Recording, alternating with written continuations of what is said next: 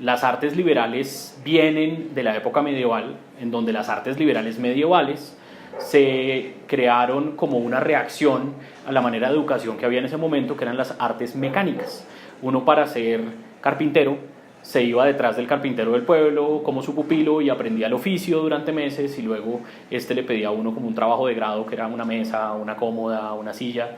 Uno lo hacía, se graduaba, pero lo que eso hacía era que uno sabía hacer una sola cosa en la vida, que era ser carpintero. Si ese pueblo ya tenía carpintero, pues a uno le tocaba irse a otro pueblo a buscar uno que no lo tuviera.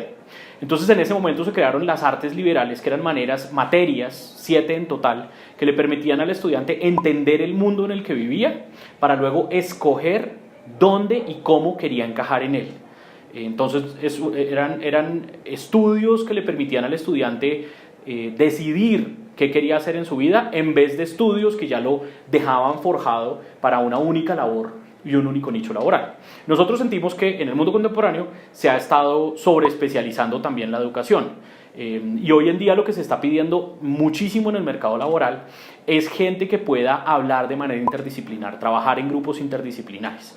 Hoy en día uno va a trabajar en una ONG y tiene que trabajar con antropólogos, con sociólogos, con economistas, porque los problemas sociales son problemas complejos. Cuando uno sale muy sobreespecializado, uno sale manejando una sola teoría o un tipo de teoría y un solo tipo de lenguaje, y le es muy difícil entender a los demás.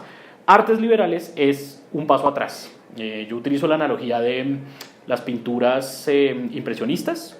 Cuando uno mira a Manet, cuando uno mira incluso a Van Gogh y se acerca mucho, uno solo ve puntos o manchas. Pero si uno se aleja, aparece la imagen, aparece la noche estrellada o aparecen los canales de Venecia. Artes liberales es dar un paso atrás, porque en este momento estamos tan sobreespecializados que lo que estamos viendo son puntos y manchas. Cada uno ve los puntos que quiere ver, pero no alcanza a ver la imagen grande. Artes liberales es dar ese paso atrás para mezclar varias disciplinas y poder entender los problemas sociales de una manera más amplia.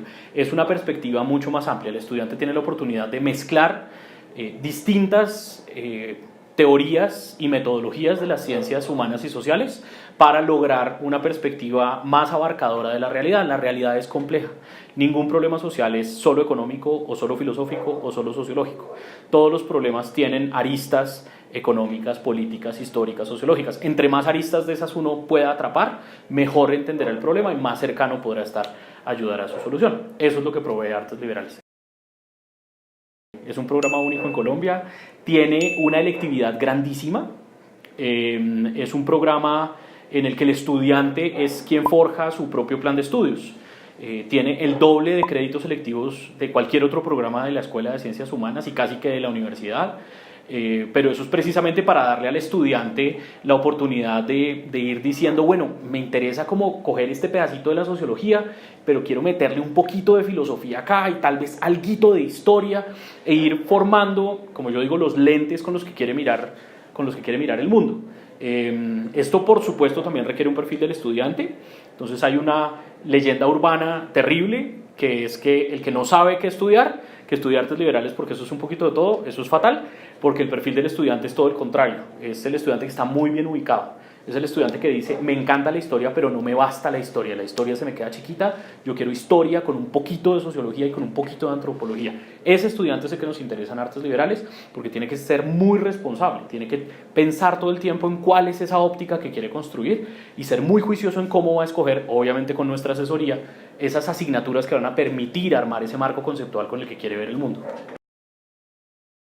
Dependiendo de qué estudie el estudiante, qué herramientas meta en su formación, cómo arme su pensum, pues estará forjando la manera de trabajar. Uno puede trabajar en investigación en ciencias sociales humanas, uno puede trabajar en docencia, uno puede trabajar en ONGs, en organismos no gubernamentales, uno puede trabajar... Es un campo amplio dependiendo de cómo vaya uno forjando las distintas herramientas. Si, por ejemplo, a mí me gustó mucho la investigación y estoy estudiando artes liberales, pues lo mejor que yo puedo hacer es aprender muy bien mis metodologías de investigación, tener una muy buena formación teórica respecto de las categorías que tengo que utilizar para la investigación. Si por el contrario la investigación no me gusta tanto, sino que me gusta más la intervención, entonces pues tomo asignaturas que me permitan a mí aterrizar proyectos y aplicarlos a sociedades. Es decir, es un campo increíblemente amplio. En este caso, Artes Liberales es un programa relativamente joven. y tiene pocos egresados, debe tener como 16 egresados, pero todos los egresados están trabajando en lo que les gusta. Les doy dos ejemplos. Tenemos una que la Fiscalía empezó a armar grupos de contextualización. ¿Esto qué quiere decir? Cuando los fiscales cogen ciertos casos, hay veces ellos no entienden unas dinámicas sociales que rodean al caso. Si, por ejemplo, hay una masacre de mujeres en una tribu guayú, hay una cierta importancia que tiene toda una cultura que hay alrededor de esto, que si el fiscal no la entiende, va a abarcar mal el caso.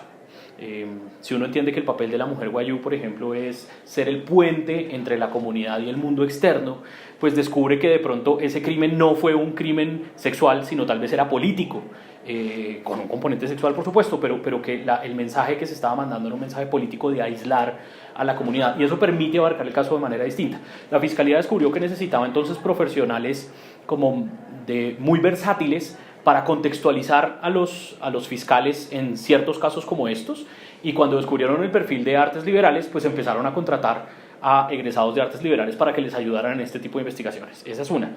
Y tenemos otro que le gustó desde siempre, es medio hacker, y él siempre defendió que los hackers tienen muy mala reputación. Entonces su tesis fue sobre ética hacker, mezcló cosas del periodismo, de la informática, la comunicación, junto con la filosofía y la ética, y creó una tesis muy bonita sobre la ética hacker y como el acceso libre al conocimiento, y desde entonces montó una empresa de software educativo de libre acceso para colegios de bajos recursos que él está administrando en este momento, precisamente porque defiende que el conocimiento debe ser de libre acceso para todo el mundo.